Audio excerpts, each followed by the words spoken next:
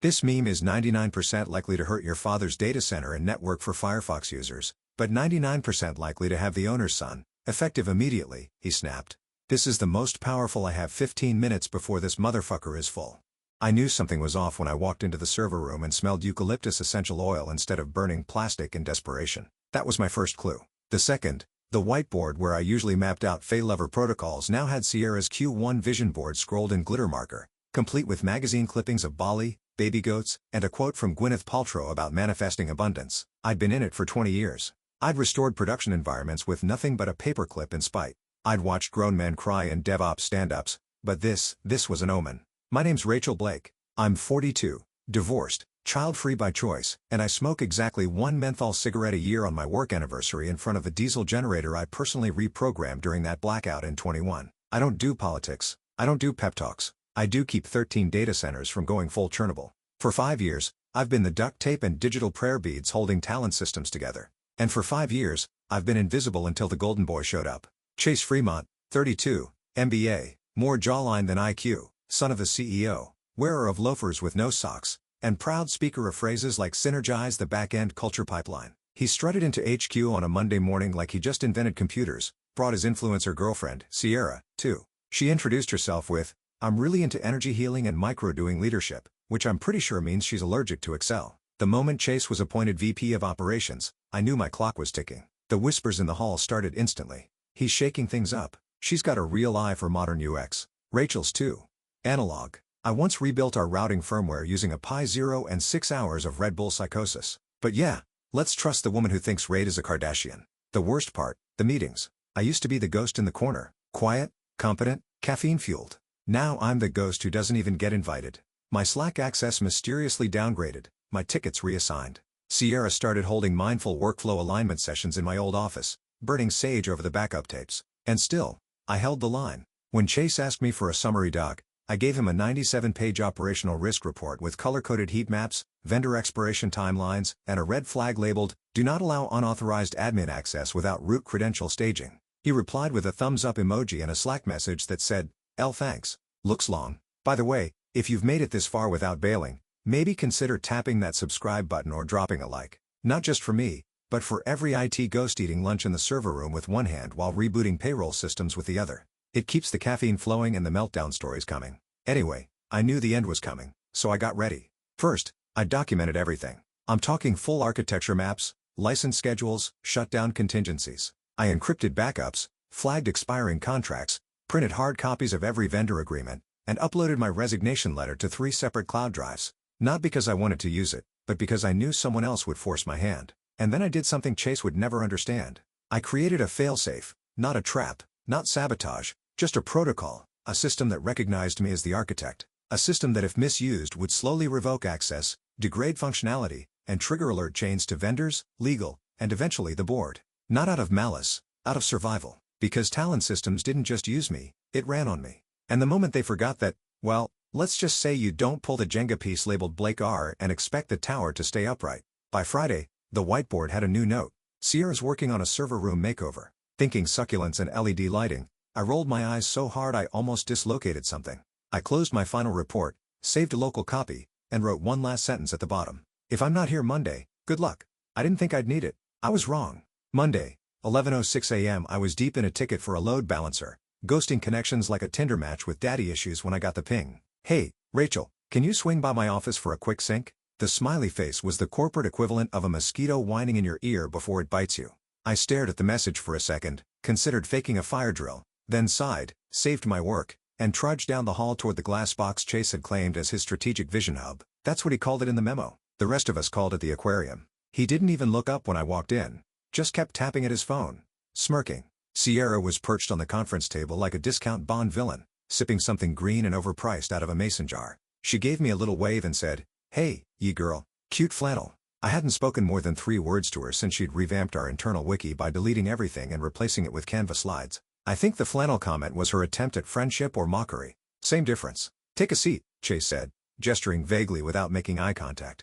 I didn't. He finally looked up, grinning like a frat boy who just discovered his trust fund had a second trust fund. So, after a lot of internal convos and forward-thinking brainstorming, he began, Jesus, the buzzwords were leaking out of his pores. We've decided to restructure operations a bit. Sierra's got a real eye for this stuff, and we think her energy aligns more with where talent is heading. Your methods are well, legacy. Legacy. That word, like my competence, came with cobwebs and a faint smell of mothballs. I kept my voice flat. She even certified for Tier 4 infrastructure. Sierra blinked. Tier 4. That like a reward level. Chase laughed, shrugged. It's not really about certifications anymore, Ratch. It's about vibe, and her vibe is immaculate. For a second, I didn't say anything. The numbness crept in slow and cold, like dry ice under your skin. I'd predicted this, hadn't I? Hell, I'd practically invited it by preparing the fallout, but hearing it, seeing him say it so casually, like I was a broken USB stick he was tossing in the junk drawer, it made my MERS grind. He kept going. Anyway, today's your last day. Effective immediately. No hard feelings. Okay, no hard feelings. I looked at Sierra. She was picking at her cuticles, probably thinking about whether to go with lavender or sage in her next server room Reiki session. I turned my eyes back to Chase. You have no idea what you've just done, I said quietly. He smiled wider, clearly thinking I was bluffing. Come on, Ratch, don't make this weird. I reached into my back pocket, pulled out my badge, laid it down on the desk like it was a sacrificial offering. Gently, no drama, no raised voice. 50 minutes, I said. He frowned. What? You have 50 minutes before everything goes dark. Tell your dad I said good luck. Sierra snorted. Wait, is that like metaphorical? I didn't answer. I just turned and walked out. The office felt different. Not heavier, lighter, like cutting a tumor loose. HR tried to intercept me on the way out. Some poor intern offered me a packet labeled transition support. I took it without breaking stride, tossed it in the trash by the elevator. Back at my desk, I unplugged my personal iPad, slipped it into my bag, deleted nothing because nothing needed deleting. Every warning I'd given them documented, every alert ignored, every fuse lit. By the time I hit the lobby, I was already getting texts. One from Nena in payroll. Did you change permissions? I can't log into anything. One from our European data center rep just got vendor ping contract flagged as voided. What's happening? And then a Slack message from Chase himself. Hey, there's a weird error on the admin dashboard. You still around? I turned off Slack notifications. In the parking lot, I climbed into my Subaru, exhaled, and finally let my hands shake. Not from fear, from rage. Controlled, channeled, ready. They thought they were replacing me with glitter and vibes. They forgot I built the system they were standing on, and I just pulled the manual out from under their feet. The security guy didn't even stand up. His name was Marcus. We'd shared more 2 a.m. vending machine breakdowns and hallway microwave wars than I cared to admit. Guy once offered me half a Slim Jim during a Christmas Eve power outage, like we were survivors in some corporate apocalypse. And now he just sat there behind the glass, eyes flicking up as I walked by with my tote bag slung over one shoulder and my dignity zipped inside. You good? He asked like I was leaving early for a dentist appointment. Never better, I said. And we nodded like two war vets passing in a VA hallway. No alarms, no badge tug-o-war, no awkward goodbye potluck with a balloon that says you did your best from Party City. Just me walking out, silent, calm, like I hadn't just detonated the first domino. I pushed through the front doors into the too bright sunlight. My boots hit pavement like punctuation marks. Behind me, Talon Systems was already shifting like a house on stilts that didn't realize one of the foundation beams had quietly unscrewed itself and walked away with a smirk. In the corner of my eye, through the tinted glass, I caught a glimpse of Sierra hunched over the admin console. She was dragging UI modules around like they were Pinterest widgets, giggling to herself. Her coffee cup said CEO of Vibes. There was a sticker on her laptop that said Girl Boss Mode on. She was toggling settings she didn't understand, rewriting terminal permissions like it was a mood board. And somewhere deep in that tangled web of infrastructure, I knew the system had just logged its first change under her credentials. It had begun. I didn't get in my car right away. Just stood there for a moment breathing. The kind of deep hollow breath that lives somewhere between relief and recoil. I was out technically unemployed, functionally free, but I wasn't done. Not by a long shot. My phone buzzed in my back pocket. I slid it out. A text from Carl, one of our third-party backup vendors out of Austin. I hadn't heard from him in months. Yo, they just revoked the license. That'll hit in 12 hours. You still there? I stared at the message. The license Carl was talking about was a critical fallback key designed to trigger a permission revalidation across multiple failover points. It was buried inside a framework I wrote myself during a 3-day lockdown when the CEO was overseas and the servers were melting. I'd warned them in January and March and June. Revoke that license without staging a new key. And well, you better hope your dashboards are printed out and laminated because the system's about to start eating itself. I replied with one emoji, white heavy checkmark, then muted the thread. In the backseat of my car was an old iPad I'd loaded with cached admin logs. Offline, disconnected, but still watching. I powered it on, flicked through the most recent pings. 2 minor errors already. One in the Dallas node, one in Newark. Nothing catastrophic yet, just whispers, tremors, but the cascade would come. Chase, meanwhile, was lighting up Slack like a bonfire. Screenshots were already floating around of a message he'd posted to his leadership reform channel. Cleaning house out with old school tech debt and with the new blood. Let's go. Someone had responded with a laughing emoji. And bro, she was like the system whisperer. He replied, nah. She was just crusty. We've got Sierra now. Streamlined, sexy, scalable. I almost laughed. This man thought throwing jargon at a failing architecture was the same thing as strategy. Thought a girl who edited her TikToks with trap beats and lens flares could manage a tier 4 load balancer. But this wasn't about them anymore. This was about me. My hands, my code, my logic, those were in the bones of Talon. I'd written modules under the fluorescent flicker of failing bulbs. I'd patched security flaws at 3 a.m. while Sierra was probably still deep in an oat milk coma. I didn't just maintain that system, I became it. And when you rip out the heart without checking if there's a backup, you don't get a clean reboot. You get smoke and silence. By the time I got home, another alert had popped on the iPad. Something about missing endpoint tokens. Sierra probably nuked them, thinking they were clutter. Chase probably told her it was fine. Probably high-fived her afterward, and ordered kombucha. Let him celebrate. Let him think they'd won. I warmed up some leftover chili, poured a glass of cheap Cabernet, and opened a private console. One folder sat there untouched. Failsafe rblake/init log status. Armed. Latency mode.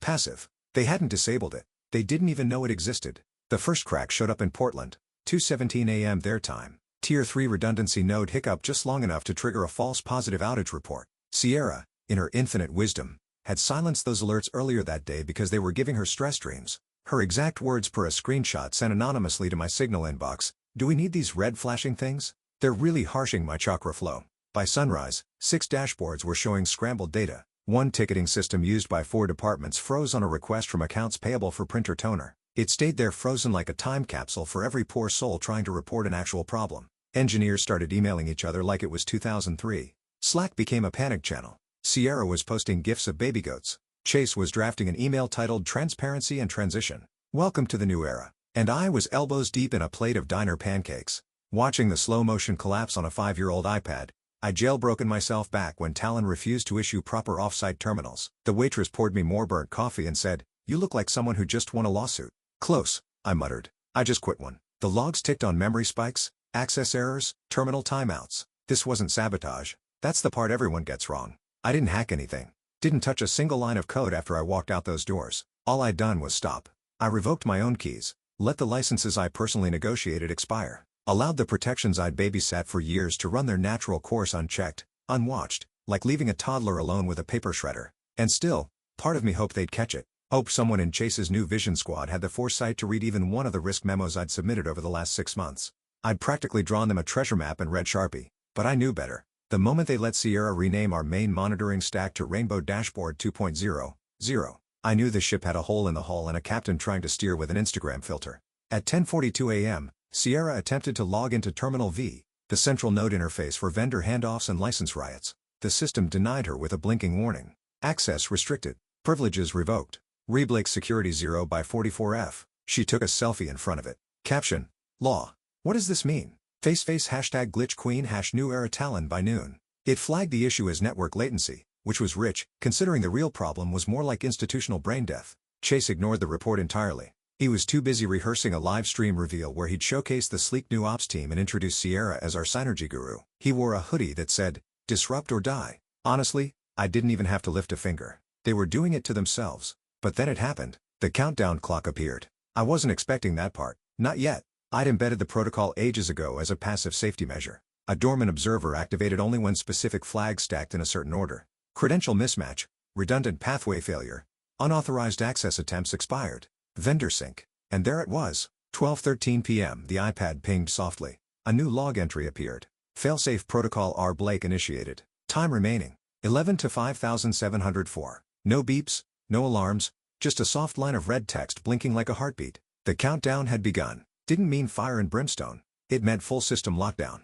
Talon's internal architecture would begin isolating compromised modules, revoking external access points, and most importantly, locking the doors to anyone without my original encryption signature. Talon was about to learn what it meant to be cut off from itself. I sat there, fork frozen mid-bite, syrup dripping back onto my plate. Even I hadn't expected the tripwire to go off this fast. The waitress refilled my cup again. "You okay, hon?" I looked at the screen, at the blinking red numbers, at the logs updating like a heart monitor sliding toward cardiac arrest. "Yeah," I said slowly, "just watching a bad decision come home to roost." By 8:47 the next morning, Talon Systems was in full chicken with its head cut off mode, and not the farmyard kind, more like the kind where the chicken's wearing designer sunglasses and demanding a quarterly growth forecast while bleeding all over the boardroom carpet. I had logs open on 3 devices now: the iPad, my laptop, and an old Android burner I used during the 2019 crypto scam phishing scare. Every single terminal was screaming the same thing in different dialects: systems compromised, documentation missing, access denied,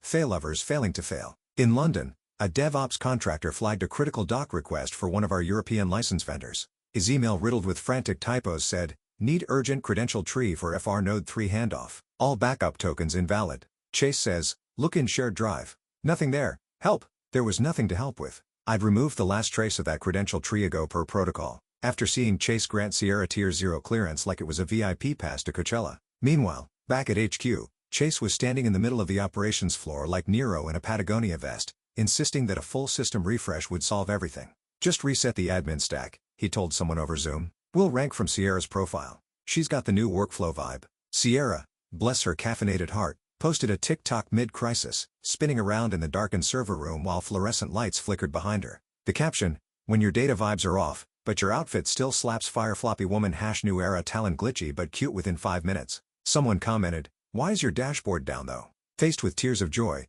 the post had 18,000 views and climbing. Internally, 12 dashboards were flatlined. Payroll couldn't access their own bank routing numbers, and marketing, God bless him, was still running banner ads for the live stream reveal Chase had planned that afternoon. And that's when my phone buzzed. Blocked number, but I knew who it was. I let it ring, watched it ring, let it die on its own. He tried again, then again. Third time I answered. Didn't speak, just breathed. Chase's voice came through, clipped, fake calm. "Hey Rachel, hey, just checking in. So quick thing. We're seeing some weird stuff on the back end and I was thinking, haha, maybe you could pop in real quick just for like clarity." Totally chill. I hung up. The truth is, I hadn't wanted chaos. I really hadn't. Despite everything, the disrespect, the blindsiding, the way they tossed me out like yesterday's firmware, I never wanted Talon to burn. I built that system piece by piece like a ship I was sailing alone night after night. But now it was a ghost ship and they were staring blindfolded. So, I did something I hadn't planned to do. I opened a private tab. No cookies, no VPN, no trace. And I sent one anonymous email. Subject: time-sensitive systems access and legal exposure to Talon Systems Board of Directors internal list. Serve body per Internal Ops Liability Clause Appendix B Section 4. Any compromise of infrastructure access chain or core systems resulting from personnel changes not reviewed and approved by the founder constitutes a breach of contract and voids all indemnity protections held by Talon Systems against damages incurred. This clause was added following the 2016 DeGraph server outage. All architecture in question was constructed, maintained, and decommissioned solely under my signature. Please refer to Internal Audit Chain RB 09422 for compliance logs. ADA to critical system failover less than 4 hours. You may still have time, you may not. I signed it simply. Then closed the browser and deleted the device profile. I sat there for a moment, just breathing. Not because I felt triumphant, not even vindicated, but because I'd spent 5 years screaming into a void, filing memos no one read, patching holes no one saw, carrying the weight of systems no one understood. Now the silence was theirs to bear. The first email hit like a slap across the boardroom. It was forwarded to me anonymously at 6:19 p.m. from a doc review at Talon's net address that hadn't been used since the 2020 merger. Panic. Subject line: Urgent Liability Review RB Clause active inside. Buried under legalese and full paragraph red text was the sentence I'd written years ago, back when the CEO was still sane and the company still ran on logic, not influencers and buzzwords. No indemnity shall apply where system failure arises from unapproved personnel changes affecting Tier 0 infrastructure control. Translation: you break it, you bought it, you fire the architect without a contingency plan. You own every failure, every dollar of damage, every lawsuit, every client gone cold. And Chase, he had signed the dismissal order himself. The smiley face next to my name. I didn't have to guess what happened next. The logs painted a perfect timeline. At 6:22, Chase called the general counsel. The call was flagged as escalated within 6 minutes. By 6:30, the GC was emailing the board, citing breach risks, vendor liability exposure, and something called irresponsible executive maneuvering, which I assume is law firm code for this dumb Best Sankas. At 6:45, Chase tried to spin it. Rachel must have deleted stuff, he reportedly said. She probably wiped the documentation out of spite. Cute theory, except the CTO was on that call too. And under pressure, he cracked like a cheap server rack in a Florida data center. She built it all. He admitted there was no wipe. She didn't sabotage anything. She just stopped.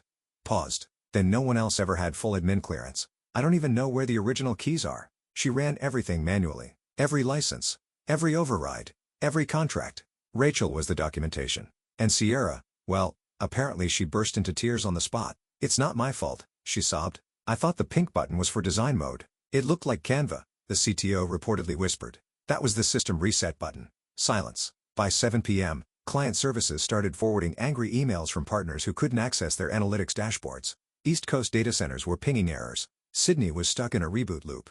Zurich was locked out entirely. Sierra, in an act of divine idiocy, tried to live stream an apology from the control room. Halfway through, she accidentally bumped the panel and triggered a temporary power drain in server group C. Her phone battery died mid-recording. The video ended with her saying, "Wait, do I smell something?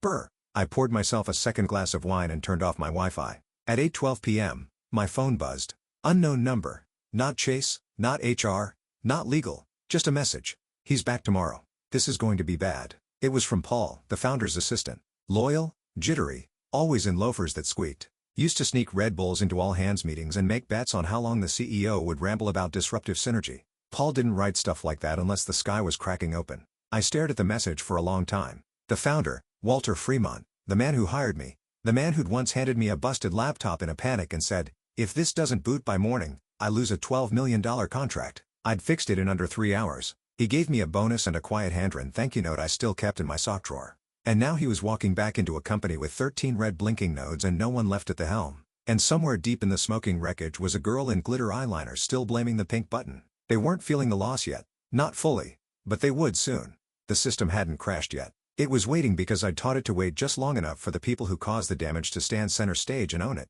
Walter Vermont touched down at JFK just after 4 a.m. dragging 40 hours of jet lag, a briefcase full of foreign NDAs, and one espresso shot too many. He skipped the usual security escort, barked at his driver to kill the radio, and grunted his way through the company lobby like a man walking into his own funeral. No hells, no smiles, just business shoes pounding against tile like a war drum. Upstairs, he bypassed the welcome committee Chase had arranged, some awkward line of middle managers in blazers too tight and smiles too wide, and locked himself in his executive office with his personal laptop, the one no one else dared touch, the one only he used to access the shadow dashboard, the real-time diagnostic view of Talon's entire digital backbone. The laptop word clicked, connected, and froze. 13 red dots blinked at him from 13 quadrants of the screen. Each one marked a data center. New York, Louisiana, Dallas, Seattle, London, Zurich, Tokyo, you name it. Normally green, they pulsed blood red like distress beacons. He clicked on New York. A warning appeared. Failover backup expired.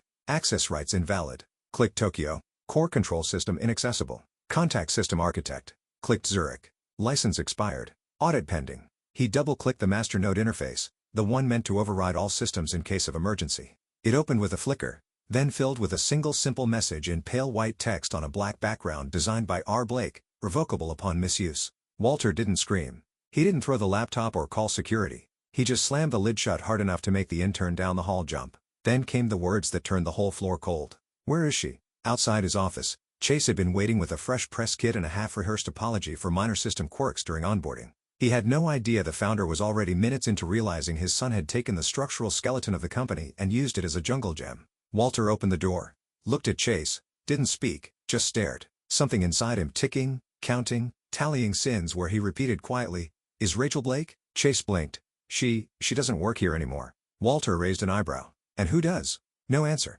He walked past him down the corridor, past marketing, past HR, past the nervous DevOps contractors whispering about a file called failsafe protocol. RB Blake/inet log that stumbled across but were too afraid to touch into the boardroom. He summoned the full board. Legal, CTO, CFO, even Paul his assistant looked pale. "Agenda," Walter said, tossing a folder onto the table. "One item." He wrote it on the whiteboard in thick angry strokes. "Rachel Blake." Everyone stared. Nobody spoke. Nobody dared. Meanwhile, in a small apartment on the other side of town, I was pouring cereal and watching the city wake up from my window. Phone off. Internet dark. No alerts. No updates. Just the silence of a woman who knew the storm was no longer hers to manage. I didn't need to lift a finger, need to call anyone or explain myself because the systems were speaking now. And what they were saying loudly, clearly across every department, every server, every terminal was simple. You shouldn't have fired her. You shouldn't have underestimated her. And now you can't even find her. But that's fine. I was never the type who needed a front row seat to the collapse. I just built the walls and waited for the ceiling to fall. The email came at 3:12 a.m. No subject line, no signature, just one sentence. "You're needed at 9 o'clock boardroom." I didn't reply. Didn't need to. I knew what the dots said. I knew what the logs were screaming into the void. And I knew the moment the founder saw his own empire flickering red, he'd reach for the only person who understood the wires under the skin. I showed up at 8:58. No blazer, no makeup, no power heels, just boots, jeans, and a thermal hoodie that still had a smudge of chili on the sleeve from 2 nights ago. Hair in a loose bun, face set like granite. I walked past the receptionist who blinked like she was seeing a ghost. Past Marcus at security, who gave me a slow, reverent nod without a word. Elevator up, top floor, same floor I'd been escorted out of days before, my badge stripped like a criminal. Now nobody stopped me. The boardroom was full when I entered. Long polished table, nervous eyes, coffee cups clutched like lifelines. The founder stood at the head, arms crossed, jaw clenched. His hands trembled just enough to betray what the stakes were. And there he was, Chase, sitting 3 seats down, pale, jittery, dressed like a man who thought his hoodie and charm could still save him. Sierra wasn't with him. Rumor was she locked herself in the marketing closet after accidentally triggering an HVAC shutdown by trying to reset the office energy grid. Chase opened his mouth. Rachel, look, I think we should. Walter didn't even look at him. Sit down, Chase, he said. Don't speak. The room froze. I stepped to the head of the table opposite the founder. No dramatics, no speeches. I pulled my old iPad from my tote, the same one they'd all dismissed as outdated and non-collaborative. Opened a terminal window, entered 4 numbers, my original internal access code. On the wall-mounted display behind me, 13 dots blinked once, then turned green one by one like lights in a dark city coming back to life. Silence, except for one soft sound, the founder exhaling. He sank into the nearest chair, his shoulders suddenly decades older. You never sabotaged it, he said almost to himself. No, I replied. I just removed myself. He nodded and you waited. I shrugged. Protocols always run their course. The CTO whispered something about cached backup syncing again. Legal leaned over to the GC and muttered that clause. It's neutralized now, right? Paul, the assistant, typed furiously into a tablet, probably updating Walter's calendar from firefighting to begging. Then came the moment. Walter turned his gaze on his son. Not angry, not loud, just done. You're not VP anymore, he said. But Dad, Chase started. You're done. He said it like he was closing a tab in his browser. Final click. Goodbye. Chase slumped into his chair, looking like someone had just unplugged his ego from the wall. I didn't smile, didn't gloat. I just tapped the iPad once more, then locked the screen. Everything's stable, I said. For now, but I recommend you audit the vendor contracts. Sierra invalidated half of them trying to optimize the UI with a sticker pack. Walter rubbed his temples. Jesus Christ, someone at the end of the table muttered. She thought AWS was a clothing brand. Nobody laughed. Nobody breathed. I stood up. Anything else? I asked. Walter didn't answer right away. Just looked at me like a man watching the last functional piece of his company walk out the door. Finally, he said, stay. Well, fix the structure. Rebuild it around you officially, permanently. My eyes flicked to the whiteboard. My name was still on it, but now underlined circled bold. I don't need a title, I said. Just the access. You'll have both, he replied. The board nodded in unison, but I was already turning away. I didn't need to sit at the head of the table. I was the table. They just finally noticed. The room had settled into a kind of stunned stillness, the kind that only follows a slow-motion collapse that everyone watched happen in real time, but swore wasn't their fault. Chase looked like he was melting into his ergonomic chair, fingers twitching against his phone screen like it might deliver him a lifeline. Walter had gone full statue, rigid spine, hollow stare, the weight of inheritance pressing into his shoulders like gravity had tripled. I stood in that silence and reached into my bag. Not the iPad this time. Not a flash drive or folder of patch notes. Just a single sheet of paper. Crisp off-white thick enough to slice egos. I slid it across the table. Smooth. Deliberate. The kind of gesture you make when you know the room's oxygen levels are about to shift. Walter glanced down at it, squinting at the print. His brow furrowed first, then his jaw, then his hands tightening at the edge of the paper like he might tear it just to release the tension. This is your original contract, he said slowly. Addendum 3, I replied. From the first year when I pulled you out of that compliance disaster in Toronto. He blinked. I remember the outage. You handed me emergency authorization to restore the system while legal scrambled. And, I quote, just get it online and I'll sign whatever you need. His eyes moved back to the clause. The fine print. 6% equity per fully stabilized data center managed over a 12-month uninterrupted cycle. 13 centers, 6% each, 78% transferred quietly, updated through internal legal routing, ratified by default after no challenge in 90 days. It had all been logged. The signatures, the timestamps, all legally binding. Walter looked up at me like I just walked through the wall. You own the company. I tilted my head. Not technically. You still have the rest, but if we're talking controlling interest, the room tilted, not physically, but spiritually. Chase made a strangled sound. Half laugh, half whimper. This is a joke, right? Some kind of sick legacy prank. I turned to him. No, Chase. This is what happens when you ignore every doc, every warning, every system flag, and every woman who told you no without saying it in a baby voice. Sierra wasn't in the room. Her ghost lingered in the empty chair next to his, probably posting some yoga cry TikTok from the company parking lot, while the mainframe coughed up smoke and invoices. I leaned in just slightly so only he could hear me. "Your girlfriend's cute," I said. "She'd do great at retail." His face went red, then white, then something in between. Walter looked like a man who just realized he'd given the deed to the castle to the chambermaid maid who actually built the walls. He didn't argue, didn't ask for clarification, didn't threaten lawyers. He just said softly with a tone of reverence I hadn't heard in 5 years, "Miss Blake, welcome to the executive board." And that was it. No applause, no handshake, just acknowledgement. I picked up my iPad, slid it into my bag, reached into my pocket, not for badge, but for keys. A full-set Office core server, executive suite, all reissued, all mine. I turned, walked out. No security escort, no cardboard box full of sad desk plants. No one dared speak. The elevator doors opened and I stepped in alone. When I reached the ground floor, I paused by the glass wall and looked out. Sierra was standing by her white Tesla, mascara running down both cheeks like a melted Snapchat filter. Her phone dangled from her hand face down. Next to her, Chase was pacing in slow, impotent circles, shouting into his phone, "Just get me someone. I don't care. She can't do that. She can't just own it." But I could, and I did.